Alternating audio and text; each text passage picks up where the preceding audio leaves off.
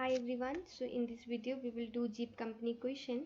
So question is Jeep company is concerned about its cash position and has taken to delaying payment to some supplier in order to ease that problem.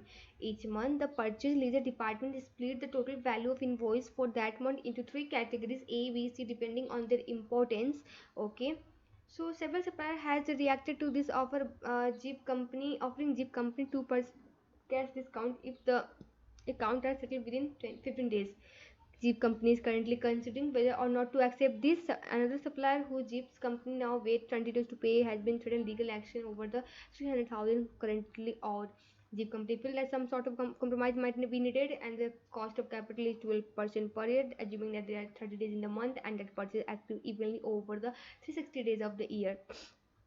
तो first क्या कहता है Zip company is considering advantage of early settlement discount from those it currently pay after 60 days and 90 days from which payable Zip company to take 2% off cash discount.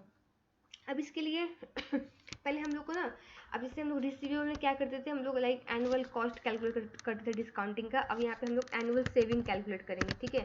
अब annual saving एक आपका 60 days के लिए and एक आपका होगा 90 days के लिए. ठीक है.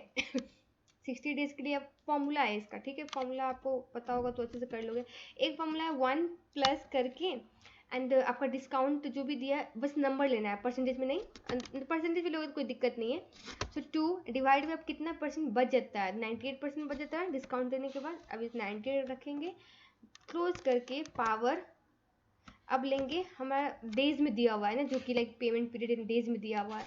तो 365 डिवाइड बाई, अगर 60 डेज का हम लोग 60 डेज वाला पेमेंट, मतलब हम लोग सप्लायर को 60 डेज में पेमेंट करते थे बट डिस्काउंट लेने वाला 15 डेज में करना पड़ेगा. तो कितना से रिड्यूस हुआ डेज हमारा, 45 से एंड -1. ठीक है. इसको परसेंटेज में आप कन्वर्ट कर लो तो ऐसे आएगा आपको. दूसरा फॉर्मूला क्या है आपका, आपको लगा लेना है 100 डिवाइड बाई 100 माइनस जो आपका डिस्काउंट है ना वो सिर्फ नंबर में लेना है, यहाँ परसेंटेज नहीं लेना है. सो 2. ठीक है. ब्रैकेट क्लोज, पावर सेम ऊपर वाला 365 डिवाइडेड 45 डेज रिड्यूस वाला पीरियड एंड -1 कर दो. दोनों से सेम आएगा and it's depend on you कि आप कौन सा फॉलो कर रहे हो. ठीक है. 90 डेज वाले केस में भी सिमिलर होगा, बस नंबर ऑफ डेज जो रिड्यूस होगा वो डिफरेंट होगा. जैसे अब यहाँ पे 90 डेज में पे करना था, अब आप 15 डेज में कर रहे हो, इट मीन 75 से रिड्यूस हुआ आपका. ठीक है. एंड इस केस में भी वही होगा. यहाँ पे आपका ये 75 हो जाएगा बस. ठीक है. अब देखो आपका cost of capital he like 12% है. ठीक है. तो अगर आप 60 डेज में पे कर 15 डेज में कर दोगे तो मान लो कि आपका जो इतना सेविंग हो रहा है ना, कॉस्ट ऑफ कैपिटल 12% से कहीं से लाइक ओडी ही ड्राफ्ट कर रहे हो 12% पे, तो आपका 17.81 तो भी सेव हो रहा है. ये आपका कॉस्ट ऑफ कैपिटल से ज़्यादा है.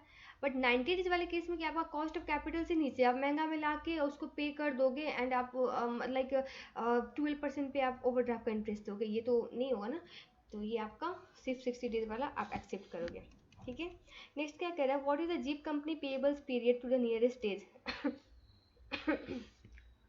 अब पेबल पीरियड के लिए पहले हमारा इनवॉइस कैटेगरी क्या क्या है, एक ए है, बी है, फिर एक सी है. ठीक है. ये इनवॉइस कैटेगरी है हमारा, कैटेगरी. ओके.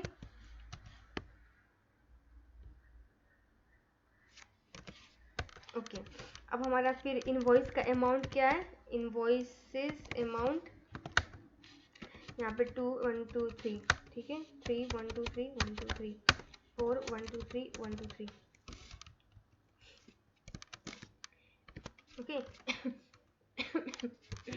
अब डेज क्या है, अब यहाँ पे 30 डेज में पेमेंट कर रहे हैं. यहाँ पे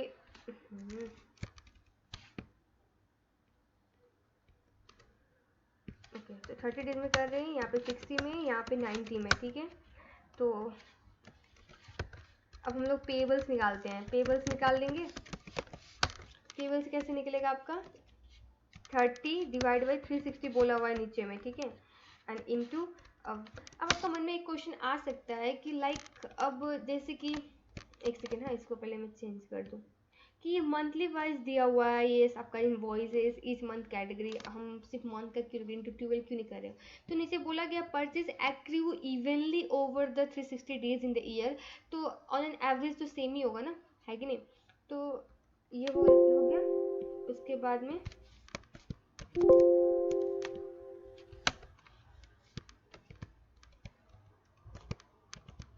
अब यहाँ पे ये जो C7 ओके एंड ये C8 ओके, तो ये कंट्रोल प्लस नहीं, हाँ तो अभी हमारा सम आ गया। अब हम लोग पेबल्स पीरियड निकालते हैं, पेबल्स पेमेंट पीरियड, तो हमारा कितना आएगा, payables divide by purchase into 360 बोला लेने को, तो ये 67 ऐसे भी आ जा रहा है आपको, ठीक है। और दूसरा आपका मेथड क्या है, लाइक मैं बता देती हूँ, वो भी आपको इजी हो जाएगा।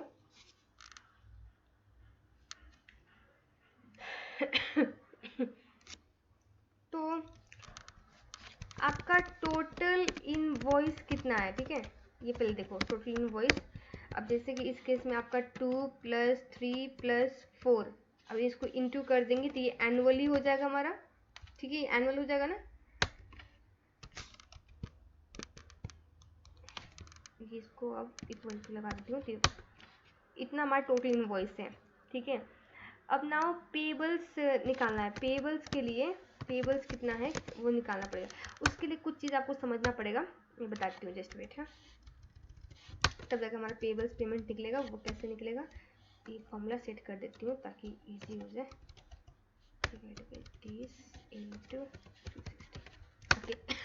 अब देखो सपोज मैं 3 महीने का एग्जांपल लेती हूँ, जनवरी, एक फरवरी, एक मार्च, ठीक है। अब इनवॉइस एक कैटेगरी का देखते हैं, तो बोलता है 30, आप मतलब मान लो कि आप जनवरी के स्टार्ट में परचेज किया एंड बोला हुआ है कि आपको और पे करना होगा कब, आफ्टर 30 डेज, मतलब फरवरी में आप आके पे कर दोगे, मार्च तक कुछ बैलेंस बचेगा कैटेगरी ए का, नहीं बचेगा। सिमिलरली बात करते हैं कैटेगरी बी की, तो आप इसको बोला है कि मान लो कि आप at the start of January purchase करते हो कैटेगरी बी को एंड पे करते हो आफ्टर 60 डे, मतलब मार्च आते आते वो पेमेंट हो जाएगा। मार्च के एंड में कुछ नहीं बचेगा। अब कैटेगरी सी की बात करते हैं, आप जनवरी के स्टार्ट में परचेज किया कैटेगरी सी एंड इसको आप 90 डेज के बाद पे करोगे, तो ये बैलेंस आपका मार्च के एंड में दिखेगा ना, ये 4 मिलियन तो दिखेगा, ठीक है, 4 मिलियन, ठीक है। अब फिर बात करते हैं, अब तो जनवरी का हो गया, अब फरवरी की बात करते हैं। मान लो फरवरी आपने स्टार्ट में कैटेगरी ए परचेज किया, तो आपका मार्च स्टार्ट में पे हो जाएगा, तो मार्च के में उसका बैलेंस नहीं बचेगा कैटेगरी ए का। फिर कैटेगरी बी परचेज किया फरवरी के स्टार्ट में, तो आपको 60 डेज के अंदर पे करते हो, राइट, 60 डेज के अंदर पे करोगे, तो ये आपका मार्च के में बैलेंस दिखेगा 3 मिलियन, ठीक है, ठीक है। अब कैटेगरी सी फरवरी के स्टार्ट में परचेज किया आपने फरवरी के स्टार्ट में परचेज किया, बट इसको क्लियर कितना दिन में करें, 90 डेज में, इट मीन्स मार्च की एंड में वो बैलेंस रहेगा, तो 4 मिलियन, ठीक है। अभी ये फरवरी खत्म, अब मार्च की बातें करते हैं। मार्च में आपने स्टार्ट में मान लो कि कैटेगरी ए परचेज करोगे, तो ये तो अप्रैल 1 में जाके पेमेंट होगा ना, अप्रैल के स्टार्ट में, तो ये भी दिखेगा आपका 2 मिलियन, ठीक है। सिमिलरली कैटेगरी बी का बात करें, तो वो आपका मार्च अप्रैल मई के स्टार्ट में जाके पे होगा ना, तो ये भी मार्च के में बैलेंस दिखेगा 3 मिलियन, ठीक है। अब कैटेगरी सी, वो आपका आपने मार्च में खरीदोगे, तो मार्च अप्रैल मई जून में जाके आपका स्टार्ट में पेमेंट होगा, तो ये भी दिखेगा, ठीक। अभी साइकिल बन गया, तो आपका 2 मिलियन कितना बार रिपीट हुआ है, 2 मिलियन एक बार रिपीट हुआ है, एंड 3 मिलियन कितना बार रिपीट हुआ है, 2 बार हुआ है, एंड आपका 4 मिलियन 3 बार रिपीट हो रहा है, तो 3 महीने के साइकिल पे इतना रिपीट होगा, तो 3, ठीक है, तो 20 आ गया, तो आपका ये पेबल क्या हो जाएगा, 20 रहेगा मार्च के एंड में, एंड इसके थ्रू भी आप करो तो you will get the same answer, ठीक है। ओके, और कोई मेथड हो सकता है क्या, अब इसमें अब चाहोगे तो अब इसको 12 से कर दो, ये भी हो सकता है, ठीक है, एक बार देखते हैं करके क्या आता है। सो 12 इंटू इसमें भी कर दो, होल ईयर का आ जाएगा, सो 12 इंटू एंड अगेन इसको 12 इंटू कर दो, तो इसके थ्रू भी 67 ही आ रहा है, आप देख सकते हो, है ना। तो आप इट्स डिपेंड ऑन यू, आप जिसके थ्रू आपको इजी लगे just follow that one, okay. So next क्या कर रहा है, which of the following is not a symptom of over trading.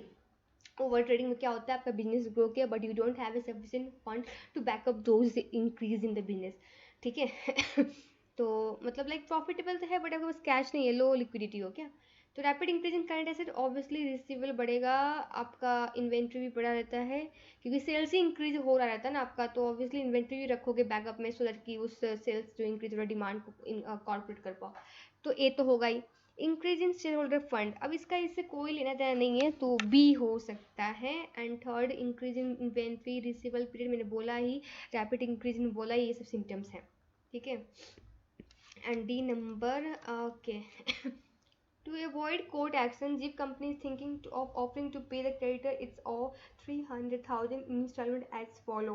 How much will Jeep save in present times if the creditor accept the installment offer instead of Jeep having to pay full in the immediately nearest to the $00?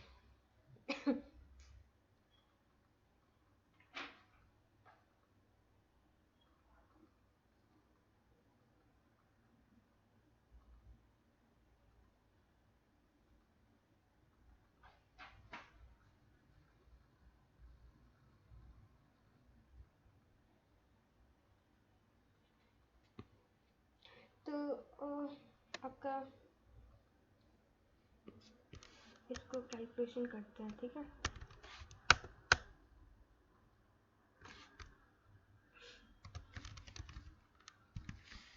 D वाले में now कितना है वो 1 month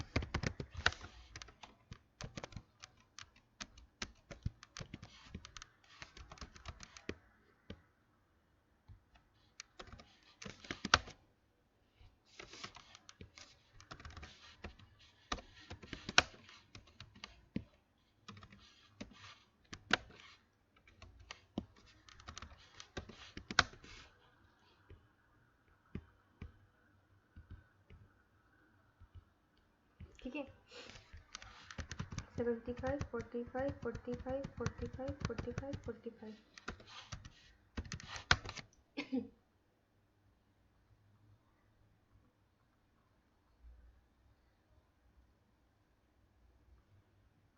तो discount rate, discount factor लगाना होगा। अब उसके लिए ऊपर हमारा कुछ दिया होगा 12% दिया हुआ है, ठीक है। तो यहाँ पे ना अब क्या बोलते हैं, मंथली रेट कैलकुलेट करना होगा, ठीक है। मंथली रेट कैलकुलेट करने के लिए हम लोग क्या करेंगे यहाँ पे,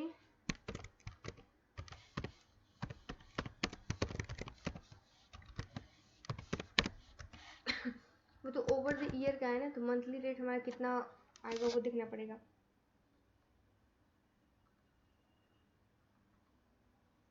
तो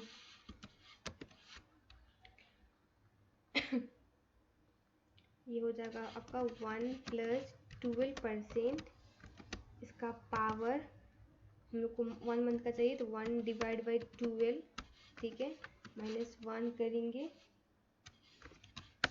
ये परसेंटेज में आ जाएगा। ये हमारा मंथली रेट हुआ, ठीक है। अब ये रेट यूज़ करके हम लोग डिस्काउंटिंग करेंगे, डिस्काउंट फैक्टर लगाएंगे।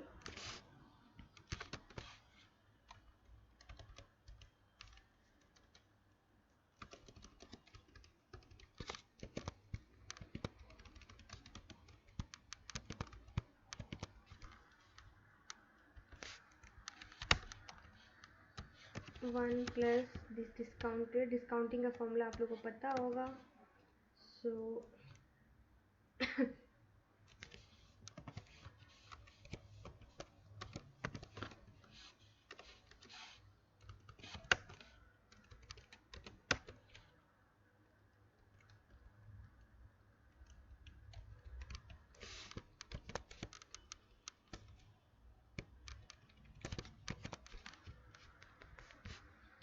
ये जो मंथ में दिया है ना, इसके वजह से ये नहीं ले रहा है, हम लोग को डालते जाना होगा। अरे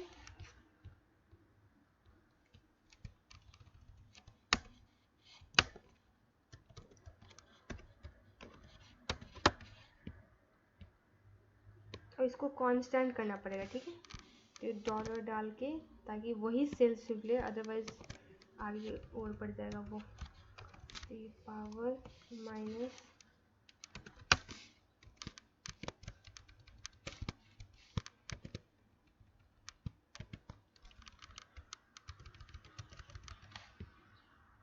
कांस्टेंट से क्या हुआ, यही सेल लेगा सिर्फ।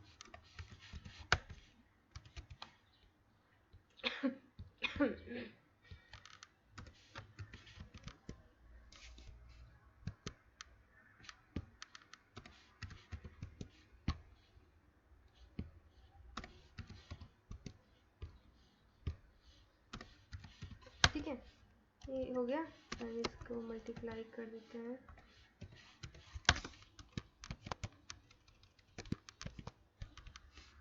तो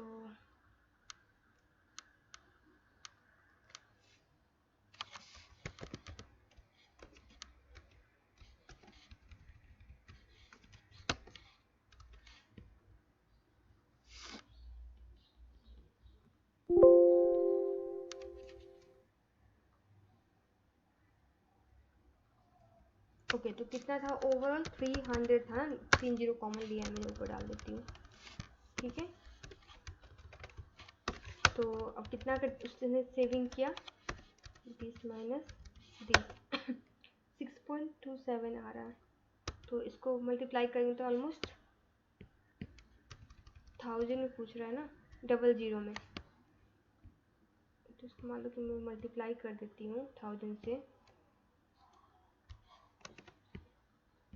3 जीरो पर कॉमन लिया था ना, तो इसको मल्टीप्लाई करने के बाद इतना आएगा। एंड 00 में यहाँ पूछ रहा है, तो यहाँ पे आके 1 प्लस हो जाएगा क्योंकि 6 है, तो 6300 हो जाएगा। ठीक है, ओके। तो नेक्स्ट क्या कहता है आपका, A company can make a decision that affects its level of working capital. This can be described as either aggressive or conservative policy.